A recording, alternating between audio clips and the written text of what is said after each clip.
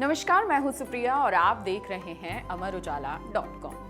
भाई बहन के अटूट प्रेम, स्नेह और विश्वास का पर्व रक्षाबंधन इस साल 28 अगस्त शुक्रवार को मनाया जाएगा।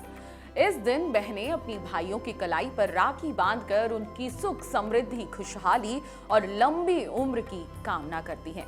लेकिन इस बार रक्षाबंधन को लेकर एक सवाल लोगों के मन में काफी चर्चा में है।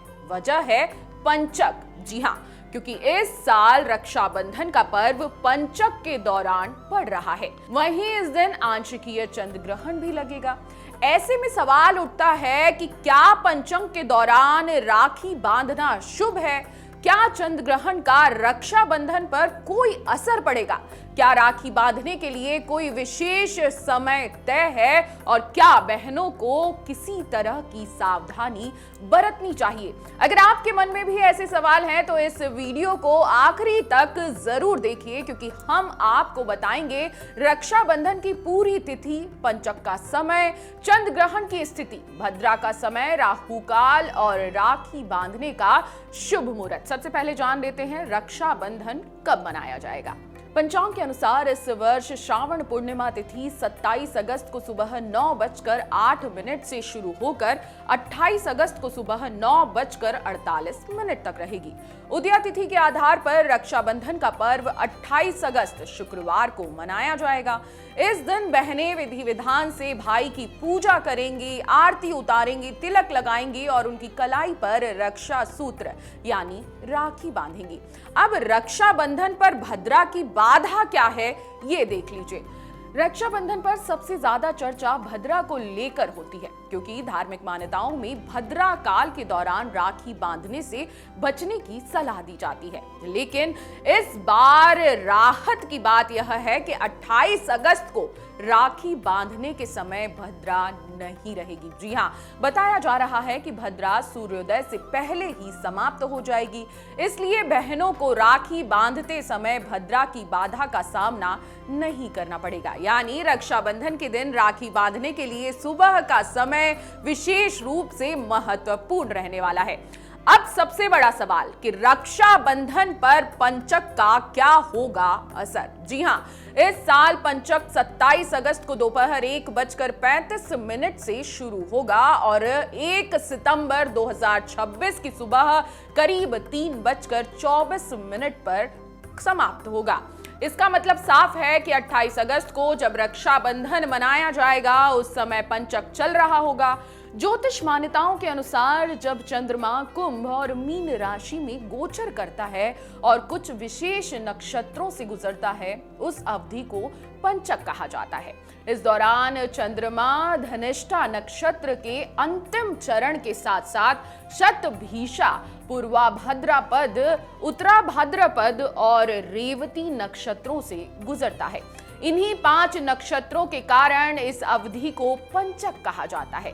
अब क्या पंचक में राखी बांधना शुभ माना जाता है? इस बात का जवाब आप ध्यान से सुन लीजिए।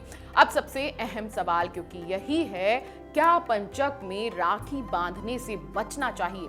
दरअसल धार्मिक मान्यताओं के अनुसार पंचक के दौरान हर शुभ और धार्मिक कार्यों पर रोक नहीं होती है।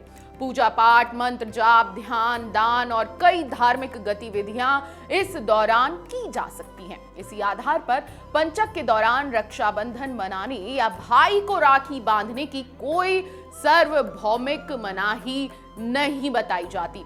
इसलिए केवल पंचक पड़ने की वजह से रक्षाबंधन को अशुभ मानने की जरूरत नहीं है। कुछ ज्योतिषीय मान्यताओं में पंचक के अलग अलग दिनों के आधार पर इसके प्रभाव में अंतर भी माना जाता है। इसलिए इस बार पंचक को लेकर रक्षाबंधन पर किसी बड़ी बाधा की बात नहीं कही जा रही है।